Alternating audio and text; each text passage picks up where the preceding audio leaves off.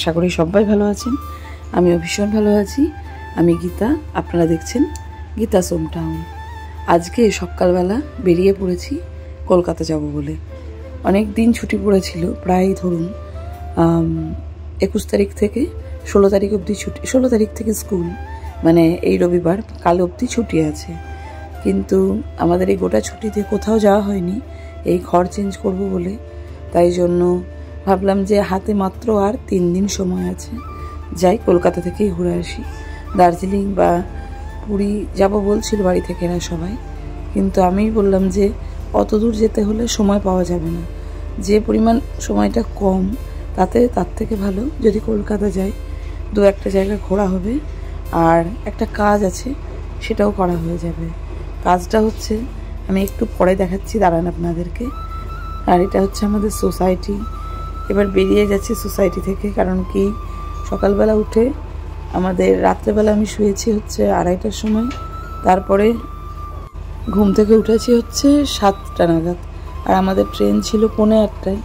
এবার আমরা 7টায় যেহেতু উঠেছি, এবার রেডি হতে, খাওয়া দাওয়া করতে, স্নান করতে, ব্যাগ আমি ওই রাতে 2:30টা অবধি গুছিয়ে নিয়েছিলাম, কিন্তু একটু সময় লেগেছে। তো আমাদের যে 8:45টায় ট্রেনটা ছিল, সেটা মানে 2 মিনিটের জন্য পাইনি। তারপরে তার ঠিক 4 মিনিটের মধ্যে আবার একটা ট্রেন ছিল, সেই ট্রেনটা ধরে আমরা কলকাতা আসছি। তো ট্রেনটা একটু বেশি টাইম লাগে, এক একটা ট্রেনে এক এক রকম সময় লাগে। তো এই ট্রেনটা প্রায় 4 ঘন্টা লাগিয়ে দেয় আসানসোল থেকে কলকাতা আসতে। তো 4 ঘন্টা সময় ধরে এসছি। আর একদিন মানে ঘর চেঞ্জ করতে গিয়ে যে পরিমাণ গরম লাগছিল, এসি কন্টিনিউ চালাতে চালাতে আমাদের পুরো গলা বসে গেছে। তবুও কিছু করার নেই। যে ট্রেনে আসছিলাম সেই ট্রেন থেকে আবার ব্যান্ডেলে নেমে গিয়ে আমরা আবার একটা অন্য ট্রেন ধরেছি। সেই ট্রেনটা লোকাল, কিন্তু ওই ট্রেনের আগে গেছে, তাই জন্য ওই ট্রেনটা চেঞ্জ করলাম।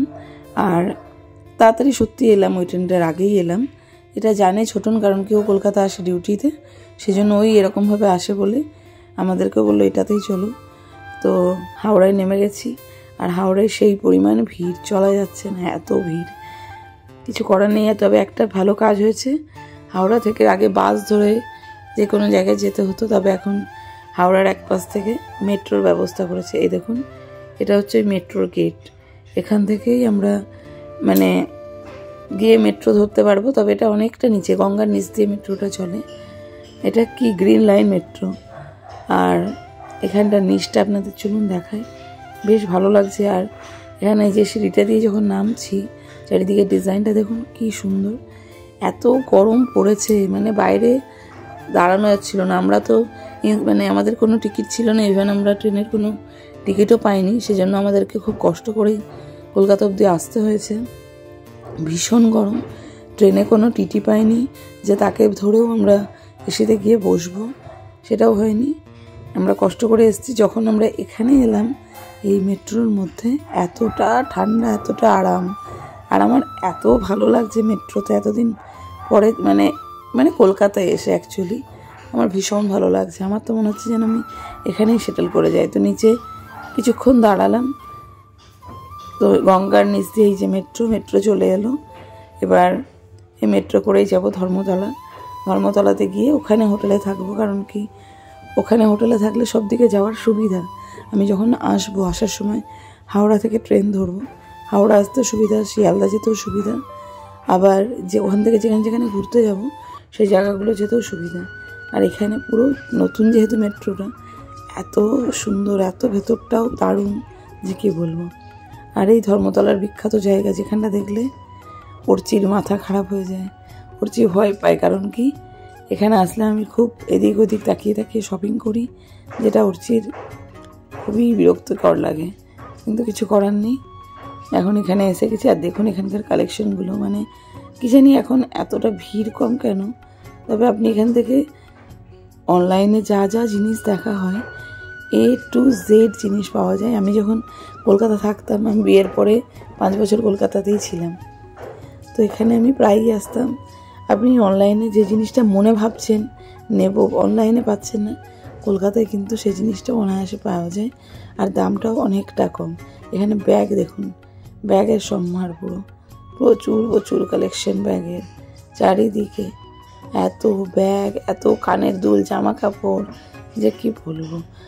আমরা খুঁজতে খুঁজতে এই সাইডে পার্ক স্ট্রিটের সাইডে একটু এলাম, ওখানে এসে গেছি। এসে তাড়াতাড়ি করে স্নান করে রেডি হয়ে গেছি। এবার আমরা বেরোবো হচ্ছে ঘুরতে দক্ষিণেশ্বর। তো আমরা ওখানে দক্ষিণেশ্বর যাবো বলে আজকে চুড়িদার পরেছি, ও জামা পরেছে, আর অর্চিকেও নর্মাল জিনিসই পরিয়েছি। ও আর ছেলেরা আর কি পরবে, আমরা তাও জিন্স টিন্স পরি। এবার আজকে শাড়ি তো আনিনি, চুড়িদারই পরলাম। তো এখন এবার এখান থেকে বেরোবো। ওরে বাবা, এখানেও রুমের ভেতরে কি মনে হচ্ছিলো যেন খুবই ঠান্ডা লাগছে, এসিটা চালিয়ে রেখেছিলাম বলে। আর মানে এখানে টেম্পারেচার একদম অপোজিট, ভেতরে মানে বাইরে দুর্ধর্ষ গরম, ভেতরে নর্মাল ঠিক আছে। তো এখন বেরিয়ে দেখছি ভয়ঙ্কর গরম, আর খুব একটা বেশি কিছু খাওয়া হয়নি আজকে। দুপুরবেলা নান, কুলচা আর পনিরের আইটেম খেয়েছিলাম। বেরিয়ে গেলে আমার ধর্মতলা আসলে এই যে সিমই দেওয়া কুলফিটা আমার দারুণ লাগে, দারুণ। এটা আমি প্রতিবার খাই, 2, 3, 4। আচ্ছা, গলা বসার কারণ একটা এটাও হতে পারে না, ওগুলো ইনক্লুড এসি টেসি, তার সাথে এটাও হতে পারে। আর ধর্মতলা থেকে আমরা মেট্রো ধরেছি, মেট্রো ধরে এখানটা মোটামুটি প্রায় 40 মিনিট লাগলো দক্ষিণেশ্বর আসতে। আর দক্ষিণেশ্বরে এসে এই আমরা এখন গেট দিয়ে ঢুকবো, তাই জন্য। আর এখানে ফোন টোন নিয়ে অ্যালাউ নেই মন্দিরের ভেতর যেতে, তাই জন্য এসছি বাইরে দিয়ে। আগে যাবো, যে কাজটা করতে এসেছিলাম একটু আগে বললাম, আমরা এসেছিলাম অ্যাকচুয়ালি ডন্ডি ভাসাবো বলে। ডন্ডিটা হচ্ছে ওই অর্চির পৈতে হয়েছে 1 বছর আগে।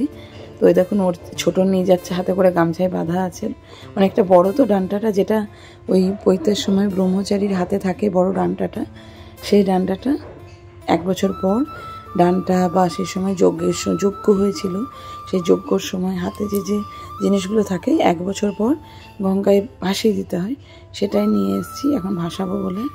আর ব্যাপার হচ্ছে এখানে এসে মানে মনটা যতটা শান্তি হওয়ার দরকার ততটা আর শান্তি হয়ে গেছে, এত ভালো লেগেছে, খুব মানে অসাধারণ অসাধারণ, মানে মনে এত শান্তি হয়েছে।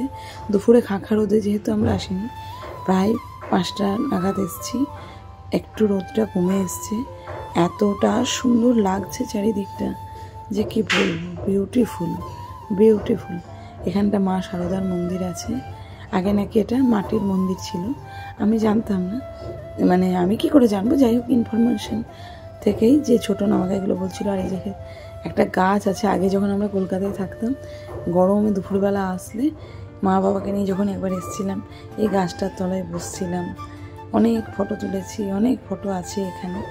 আর এখানে এই যে সামনে দেখছেন এটা হচ্ছে মা শারদার মন্দির, তবে এখানে এই মন্দিরটা দেখলাম ফটো তোলা নিষেধ, নয়তো একটা এত সুন্দর মা শারদার মূর্তি আছে যে কি বলবো, দুর্ধর্ষ মানে দারুণ। আর এখন সূর্যটা যেহেতু ডুবছে, এত দুর্ধর্ষ ভিউটা, চলুন আপনাদের দেখায়।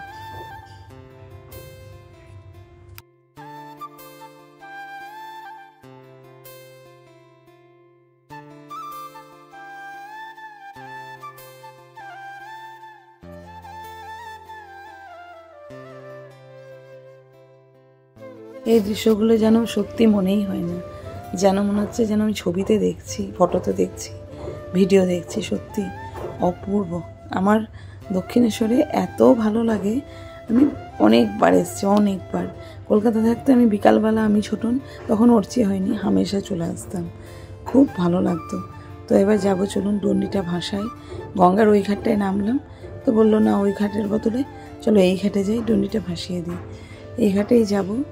আর এখানে দেখুন এই সাইডগুলো এতটা সুন্দর, আর এখানে অনেক মূর্তি বসানো আছে এক একটা নাম দিয়ে, আর গাছপালাগুলো সবুজ চারপাশে। এই যে মন্দির দেখছেন, এই মন্দিরে আগে ওপেন ছিল গেটটা, এই ওপেন গেট দিয়ে আমরা অনায়াসে ঢুকে যেতাম, কোনো বাধা বন্ধকতা ছিল না, কিন্তু এখন বন্ধ হয়ে গেছে।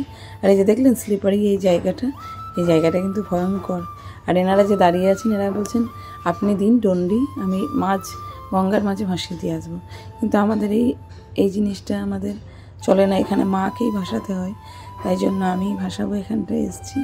আর প্রথমে আমি গঙ্গা জলটা একটু মাথায় নিয়ে নিলাম 3 বার করে, কারণ কি মা বলে দিয়েছে যে গঙ্গা জল আগে নিয়ে 3 জনে 3 বার করে গঙ্গা জল নিয়ে ওটাকে ভাসিয়ে দিবি। তো চলুন ডনিটা ভাসিয়ে দিই।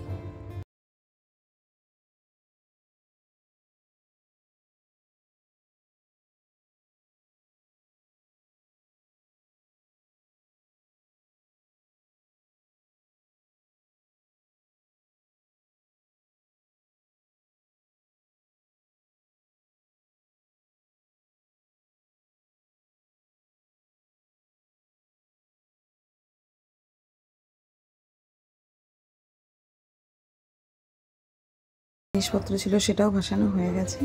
ওনারা নিয়ে প্যাকেটটা ফেলে দিলেন, ভেতরে যা জিনিস আছে সেটা মাটির সাথে মিশে যাবে জলের সাথে, প্যাকেটটা উঠিয়ে ওনারা ফেলে দেবেন, কথা হয়ে গেছে, বলে দিয়েছি। আর ওই দেখুন দূরে এই সেতুটা কি দারুণ লাগে, দুর্ধর্ষ লাগে, দারুণ লাগে, দারুণ।